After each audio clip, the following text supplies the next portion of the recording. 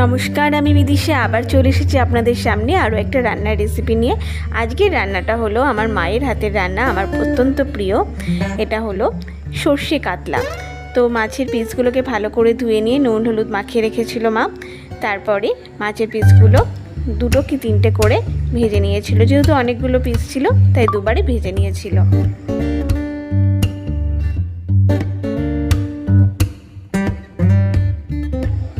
এদিকে সর্ষে আর কাঁচা লঙ্কাটাকে মা শিলনোড়ায় ভালো করে বেটে নিয়েছিল। আপনারা চাইলে মিক্সিতেও বেটে নিতে পারেন। মা সর্ষে এবং পোস্ত এই দুটো মশলা শিলনোড়ায় বাটতেই বেশি পছন্দ করে।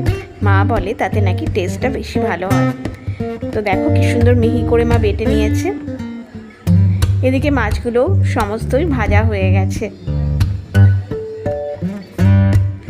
মাছটা ভেজে তুলে নেওয়ার পর ওই তেলের মধ্যেই মা কালো জিরে ফোড়ন দিয়ে দিয়েছে এবং তারপরে দিয়ে দিয়েছে সর্ষে বাটাটা, আর তার সাথে দিয়ে দিল সর্ষে বাটার যে বাটিটা ছিল সেই বাটি ধোয়া জল। এবার ভালো করে জলের সাথে মশলাটা ভালো করে মা মিশিয়ে নেবে।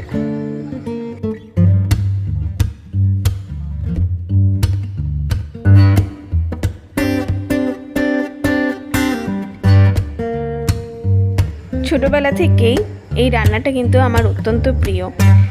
গরম ভাতের সাথে এই রান্নাটা খেতে অত্যন্ত ভালো লাগে এবং খুব সহজেই রান্নাটা তৈরি করে নেওয়া যায়। এরপর মা দিল এর মধ্যে পরিমাণ মতো হলুদ এবং পরিমাণ মতো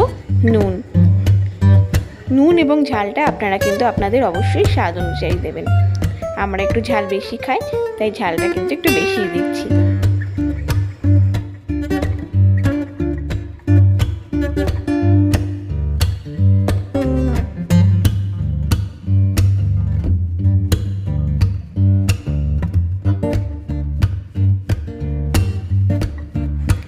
এরপর ঝোলটা ভালো করে ফুটে গেলে এর মধ্যে দিয়ে দিতে হবে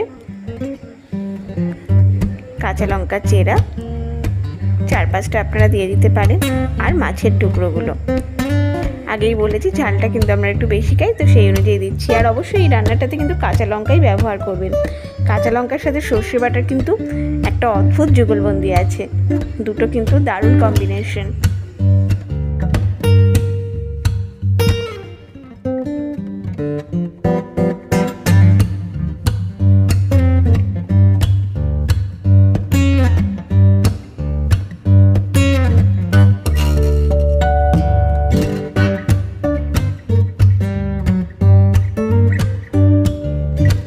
এরপরে ভালো করে ফুটতে দিতে হবে। এটা কিন্তু ঝোল ঝোল হবে না, একটু গামাখা গামাখা হবে।